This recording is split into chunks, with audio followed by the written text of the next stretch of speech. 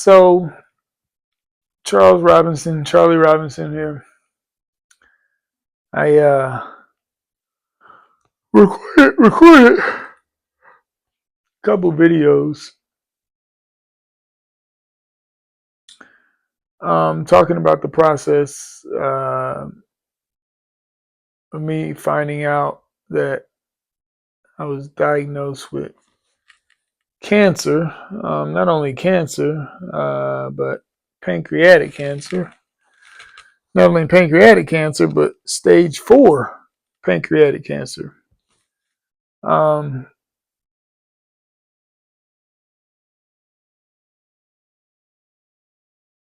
Yeah, that was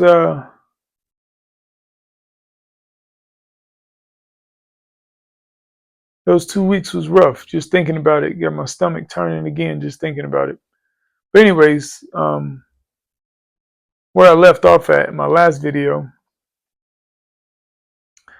I was about to go into my first round of chemo, and so I've just finished my first round of chemo. Well, I've finished the week after my first round of chemo, and I'm actually preparing for my second round of chemo. So I'm gonna catch you up to what's been happening since then. So after the first round of chemo, going into chemo, I didn't really know what to expect. I was anxious, I was nervous, I was scared, I was excited, I was ready to just get the ball rolling. Like I just wanted to get the process moving, man. Like to me, it's still like just unbelievable that all of this is even going on. And so just wrapping my mind around going to a chemotherapy appointment was rough for me. Um,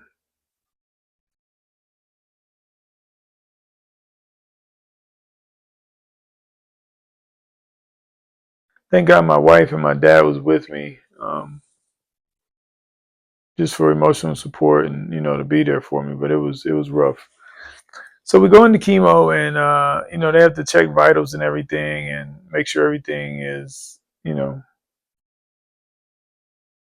okay to start the treatment, and do more labs, and they poke you some more and take some more blood, and it seems like that part is an ongoing thing. And so I went into chemo, and the day of chemo, you have to sit there for 3 to 4 hours and get an infusion. Um, and the infusion goes in and it kills the cancerous cells. And because of the stage that they have identified that this cancer is trying to operate in my body, they had to be really aggressive with the chemo treatment. And so there's 3 different chemos that are being administered to my body.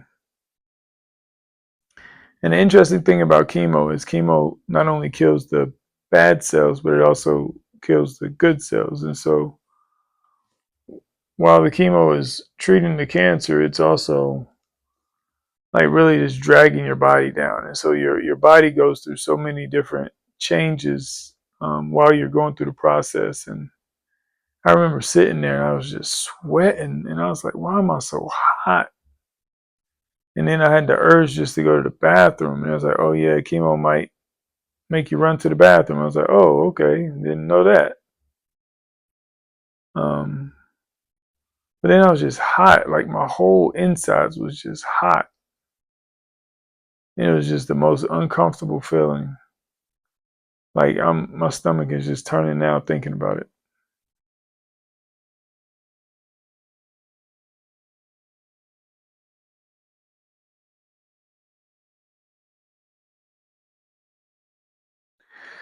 And so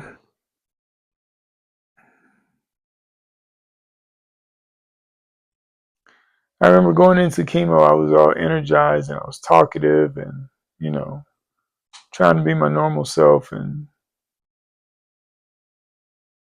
by the end of the 3 hours, I mean, if I'm being fully transparent, like I felt physically, I felt defeated. Like I just was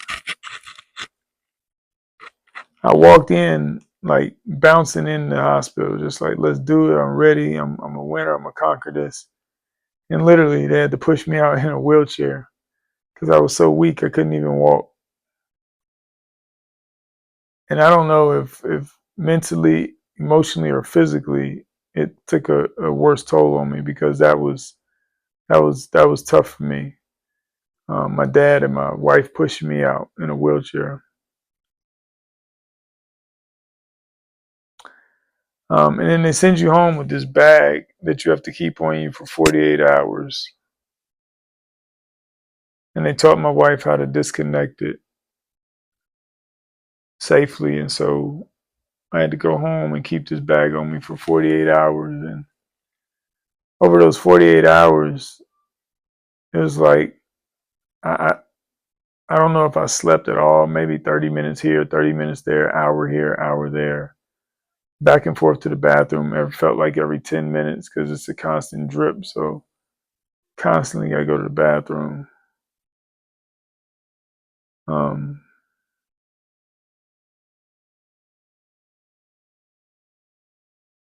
didn't really eat anything at all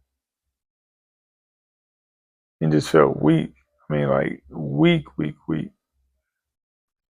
And then, oddly enough, I got like the worst hiccups, like to the point where so after the 48 hours, when my wife disconnected the the take home chemo thing, I got these hiccups.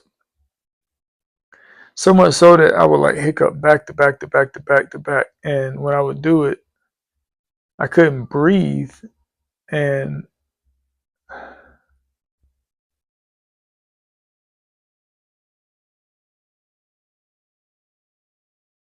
I would hear, I'm just being very transparent. I would hear the devil say, I'm trying to kill you right now. Like, and I literally couldn't breathe. Like I couldn't catch my breath because I would just be having hiccups back to back to back. And I would literally have to sit up and fight to catch my breath. And I would be shouting scriptures at the same time I'm trying to catch my breath. I shall not die, but I shall live, declare the works of the Lord. Yea, though I walk through the valley of the shadow of death, I will fear no evil. For thy rod and thy staff, they comfort me. I understand the enemy comes to kill, steal, and destroy, but Jesus came to give life and life everlasting, life evermore. I was created for such a season as this. I was chosen for this. I'm a royal priesthood. I'm a holy nation. There's no temptation that's uncommon to man. God is faithful. He's going to keep me through this. God's going to keep me in perfect peace because my mind is stayed on him. The joy of the Lord is my strength. Matthew 9:29 tells me, it says, be it unto your faith, be it done unto you. Yeah, Charlie, your faith is challenged right now, but what do you believe? Be it unto your faith, be it done unto you.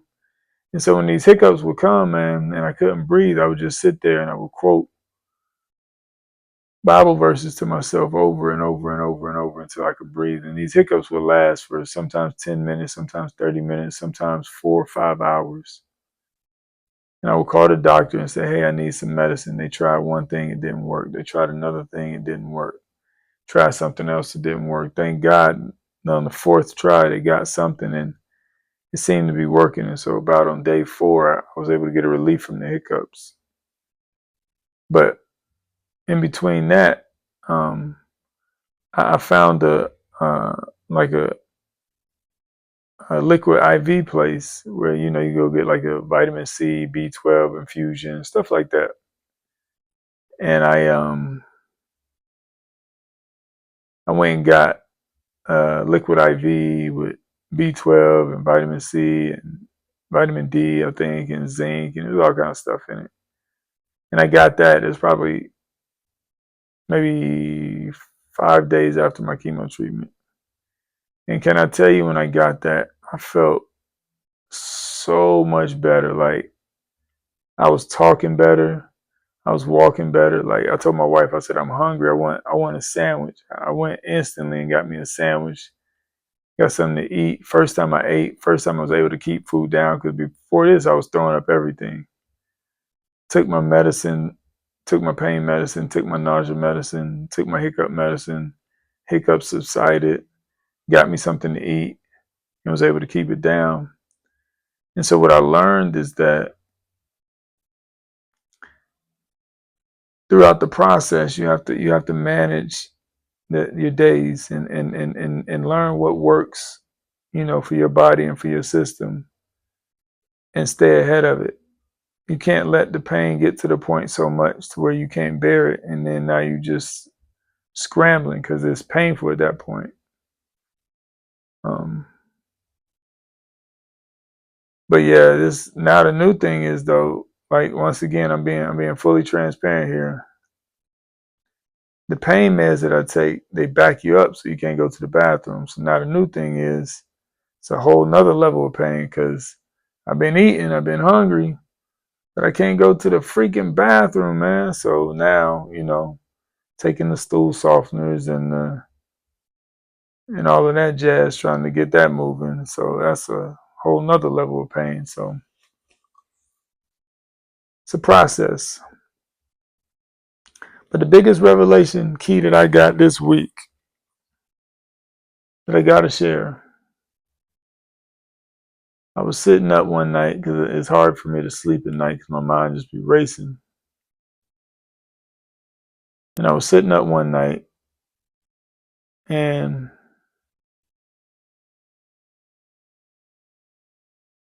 as a Christian, we learn that we believe what the Word of God says, and like just being a believer is like that's everything.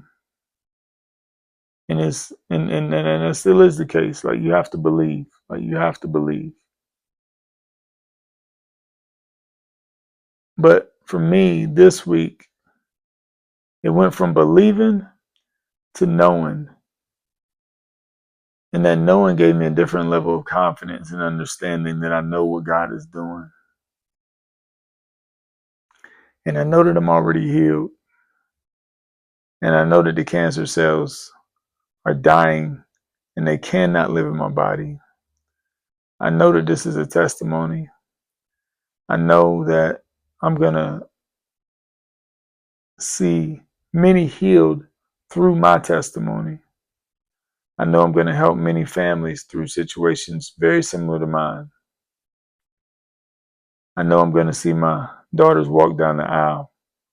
I know I'm going to see my boys graduate and get married and have grandkids. My daughters have grandkids. I know that I'm going to meet my great grandkids. Like these things I know.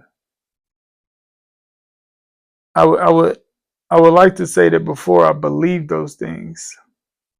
But this week something hit me where my belief went from believing to knowing.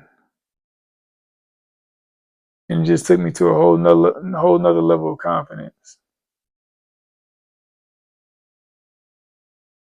And so oftentimes in life we get hit with some like very difficult news, like and it could be factual news. The facts of the matter is the scientific reports say my body has pancreatic cancer. That's the facts. I got 500 plus pages with blood tests from doctors all over the world, some of the best doctors all over the world, with pathology reports and biopsies and laparoscopies and endoscopics and labs and tumor markers and you name it. They say this is what your body is dealing with. But the truth of the matter is, I know that my God has already healed me. So that's where we're gonna leave off this week. I got chemo in a couple days. I'm gonna check in with you right before. I might check in with you during chemo. But I'm gonna definitely check in with you before and after and let you know how it goes. But documenting this process because I'm gonna help somebody. I love you.